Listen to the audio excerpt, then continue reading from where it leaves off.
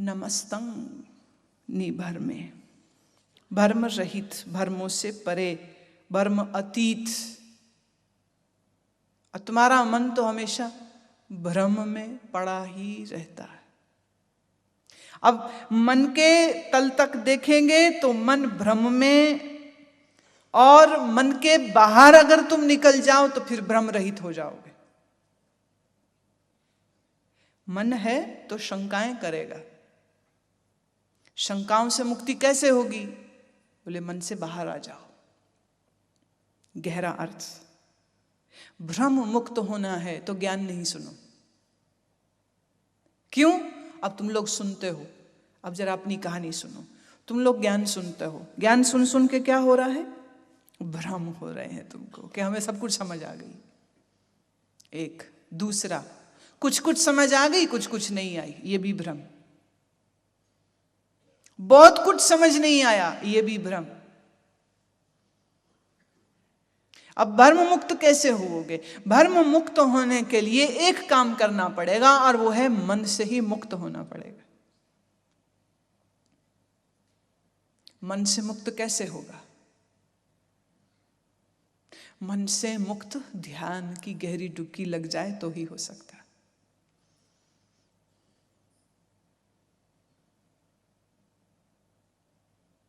बुद्ध का बड़ा सुंदर ढंग था।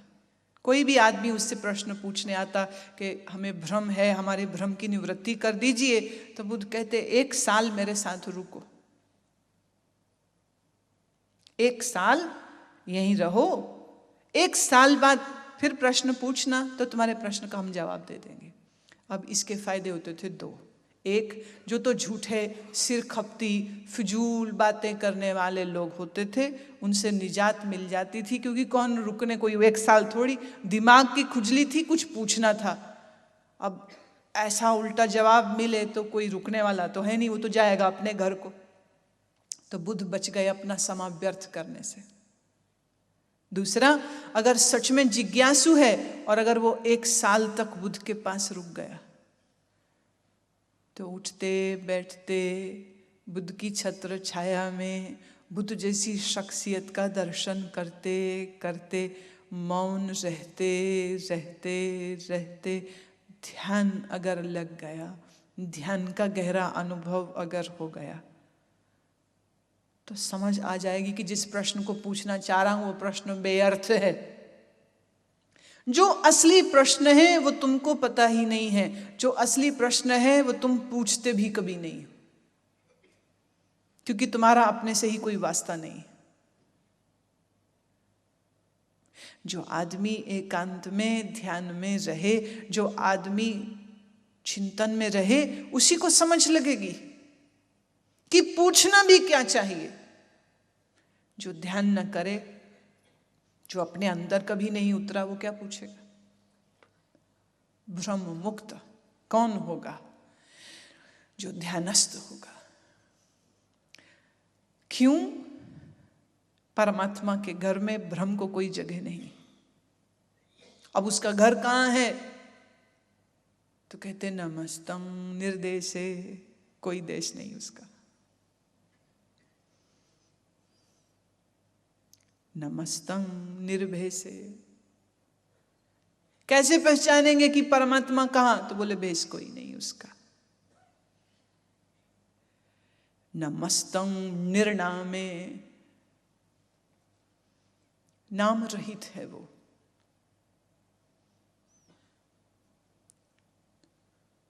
नमस्तं निर्कामे, काम रहित है वो।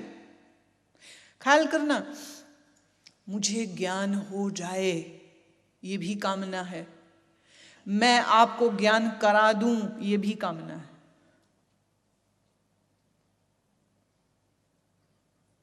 कामना जहां पर है वहां परमात्मा नहीं है, समझ लेना। जब तक कुछ समझना है, जब तक कुछ समझाना है, तब तक अभी भी परमात्मा दूर है।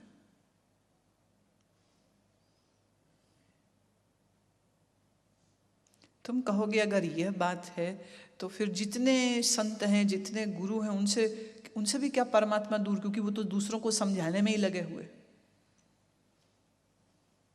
अगर तुम समझने को आए हो तो हम समझाने को आए हैं क्या? इस गलतफहमी में मत रहना।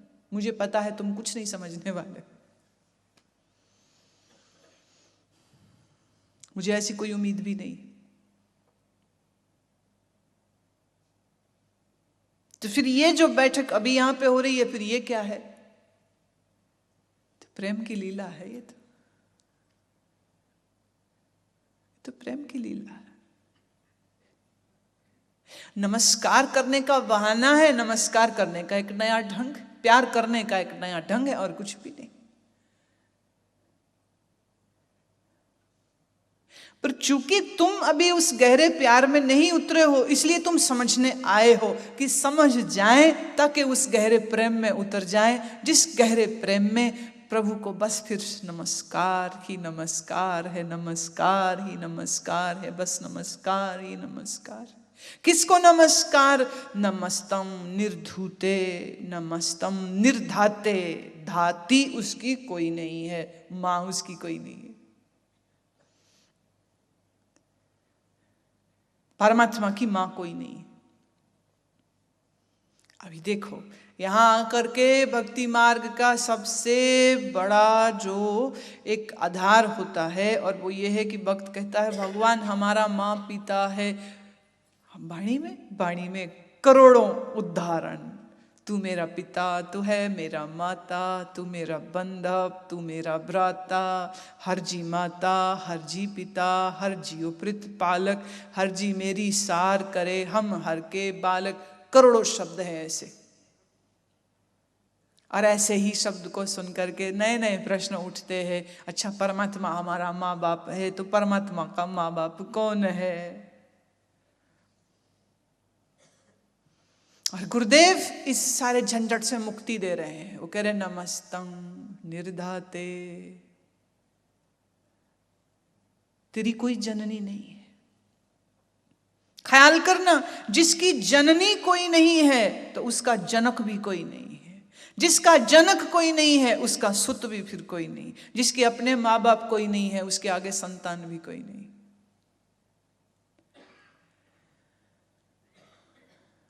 भगवान हमारा पिता है, भगवान हमारा मां है, झूठ।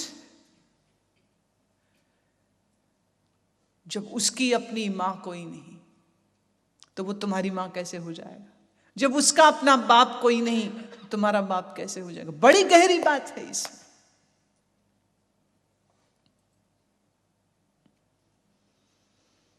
तो फिर हमारा उसका संबंध क्या है? उसका जवाब गुरुदेव देते नमस्कार।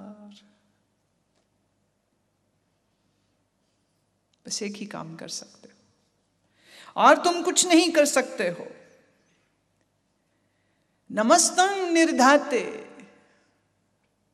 अब धात शब्द का एक और अर्थ भी होता है। धात शब्द धातु से निकला है। धातुएं कौन सी हैं? पृथ्वी से सब धातुएं निकली। जल भी एक धातु है, वायु भी एक धातु है।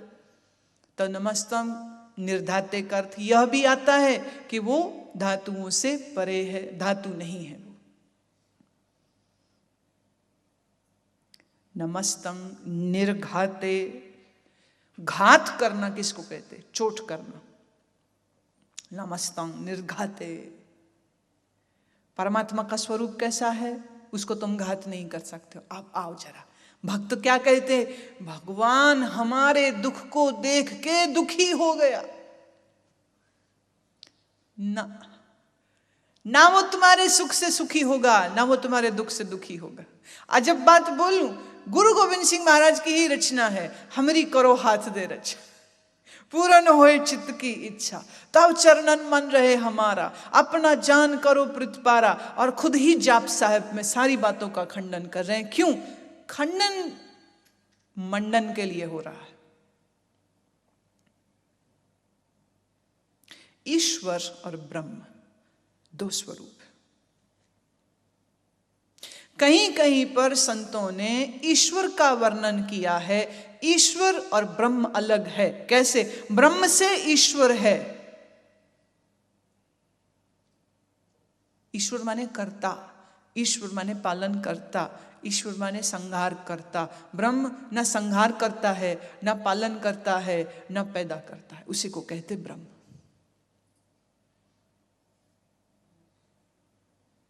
जीव का संबंध ईश्वर से है और जीव और ईश्वर दोनों के आधार में पर ब्रह्म है।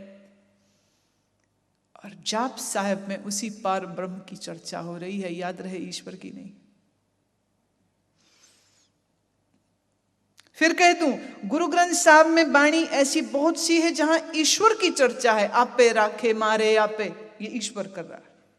वो रखता है, वो मारता है, वो करता है, वो बचाता है, वो पुकार सुनता है, वो जवाब देता है। लेकिन ब्रह्म में ना कोई पुकार है, ना पुकार सुनी जाती है।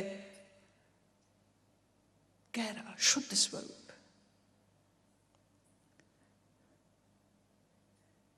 तो परमात्मा को तुम दुखी नहीं कर सकते हो।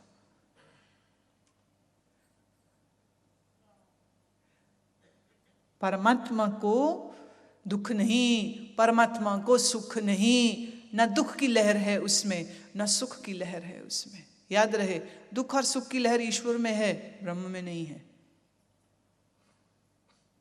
फर्क समझ लेना। फिर ईश्वर में है। देखो ना, द्रौपदी दुखी होती है, प्यार करती है। द्रौपदी रोती तो कृष्ण जी भी रोते, गोपियां रोती हैं तो कृष्ण जी भी रोते,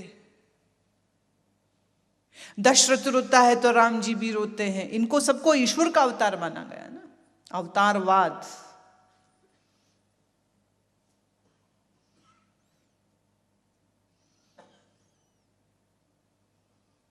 ब्रह्म में कुछ नहीं। और जाप साहब महिमा गा रहा है ईश्वर की नहीं, माया विशिष्ट चैतन्य ईश्वर की नहीं, महिमा गा रहा है पर ब्रह्म की।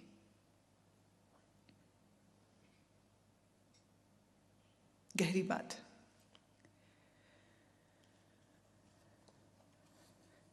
नमस्तं निर्धूते नमस्तं अभूते। धू, धू शब्द का अर्थ द सेंट्रल पॉइंट, धुरा सेंट्रल पॉइंट, जुड़ा हुआ है, अपने मूल से जो जुड़ा हुआ है। पर जो अपने मूल से कभी हिल जाए, कभी नहीं हिल जाए, वो ब्रह्म नहीं। ब्रह्म में क्या स्वरूप है? उसका स्वरूप है निर्धूते, जो अपने जगह से हिलाया नहीं जा सकता है। निर्धूते नमस्तं अभूते, पंचभूतों से रहित है जो। ऐसे प्रभु का वर्णन कैसे करें? कह रहे चलो अब दूसरे ढंग से करते, इंसान की थोड़ी सी बोली ले आते। कैसे? नमस्तं निर्तापे। 3 ताप इंसान को सताते, आदि दैविक, आदि भौतिक, आध्यात्मिक। आध्यात्मिक दुख कौन से है? जो तुम्हारा मन तुमको देता है। जब सड़ते हो ईर्ष्या में, जब जलते हो, तड़पते हो लोभ में, जब क्रोध में जलते हो, कौन दुख दे रहा है? वैसे एक बात याद रखना, जब जब तुम्हारे मन में क्रोध आता है, चाहे किसी वजह से आया हो, किसी का नुकसान नहीं होता, सिर्फ तुम्हारा होता है। क्रोध करने से तुम्हारी ग्लैंड से ऐसी सिक्रीशन जहर की होने लगती है, तुम्हारा शरीर खराब होता है, तभी ब्लड प्रेशर हाई होता है, तभी हार्ट बीट बढ़ती। माने जिस बेवकूफ की बेवकूफी के कारण तुम्हें गुस्सा आ रहा है, तुम हार्ट अटैक करके मर खप जाओगे, होना हमारा कुछ नहीं, वो मूर्ख ने मूर्ख रह जाना है, तुम अपनी जिंदगी से हाथ धो के बैठ जाओगे।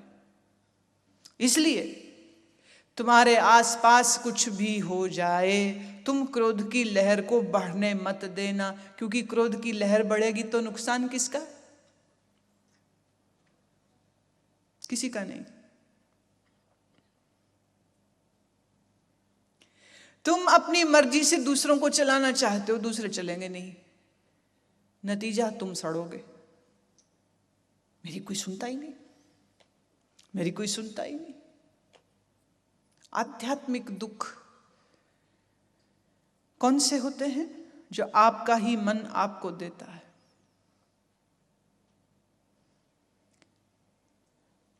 आदिदैविक दुख होते हैं,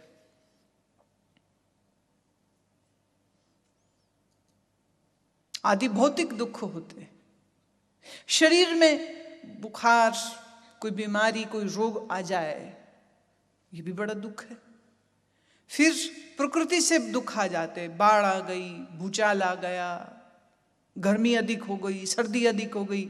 आप अखबार देखो ना, सर्दी ज्यादा हो जाए तो भी लोग मर गए, बड़ी सर्दी हो गई। गर्मी ज्यादा हो जाए तो भी लोग मर गए, बाढ़ आ गई तो भी मर गए। अब बाढ़ पे, गर्मी पे, सर्दी पे इंसान का कोई कंट्रोल सीधे नहीं है, डायरेक्टली नहीं है, इनडायरेक्ट हस्तक्षेप इंसान ने किया है। प्रदूषण से सारे इकोलॉजिकल बैलेंस को खराब किया है, इंसान ने बहुत दखल दे दिया है। लेकिन फिर भी बहुत दूर तक जाए तो भूचाल में इंसान का कोई हाथ नहीं। आ जाए भूचाल, क्या करोगे? कुछ नहीं कर सकते हो। ये जो 3 प्रकार के दुख मनुष्यों को लगे हैं, इन तीनों प्रकार के दुखों से परमात्मा अलेप है, परे है, पार है। उसका कोई भी आदि दैविक को, आदि भौतिक, आध्यात्मिक तीनों ही दुख पर ब्रह्म में नहीं है। परमात्मा निर्ताप है, तीनों तापों से मुक्त है। नमस्तम अथापे। थापना, थापना माने टू स्टैब्लिश। थापने का अर्थ प्रतिष्ठित करना। नया गुरुद्वारा बनता है, प्रतिष्ठित होता है। मूर्ति नहीं रखते हैं तो मंत्रों के द्वारा प्राण प्रतिष्ठा होता है। तो बोले परमात्मा का भी क्या प्राण प्रतिष्ठा होगा? बोले ना, उसका कोई प्राण प्रतिष्ठा नहीं कर सकता है। थाप्या न जाए, कीता ना होए, आपे आप निरंजन सोए। जिसको कोई रच नहीं सकता, जिसको कोई बना नहीं सकता, जिसको कोई ये नहीं कहेगा ये जगह तेरी यहां बैठ जाओ। नमस्तं अथापे, जिसकी थापना नहीं हो सकती। नमस्तम त्रिमाने, तीनों देव असुर सुर तीनों तेरे को मानते हैं, तीनों तुझको पूजते हैं। नमस्तं निधाने, निधान का अर्थ होता है खजाना। खजाना, सबसे बड़ा खजाना कौन सा है? किसका है? कहां है? Let's search for this treasure, the world's biggest treasure, which will enrich you, जो तुम्हें धनी कर देगा, जो तुम्हें अमीर कर देगा, जो तुम्हें प्रॉस्पेरिटी दे देगा। कहां है वो खजाना? बोले पर ब्रह्म में। खजानों का खजाना वही है। और ऐसे प्रभु को, ऐसी सत्ता को, ऐसी परमेश्वरी ताकत को मैं क्या करूं? मैं सिर्फ नमस्कार कर सकता। आज की चर्चा यहीं तक, बाकी की अगली बैठक में हम लोग लेंगे।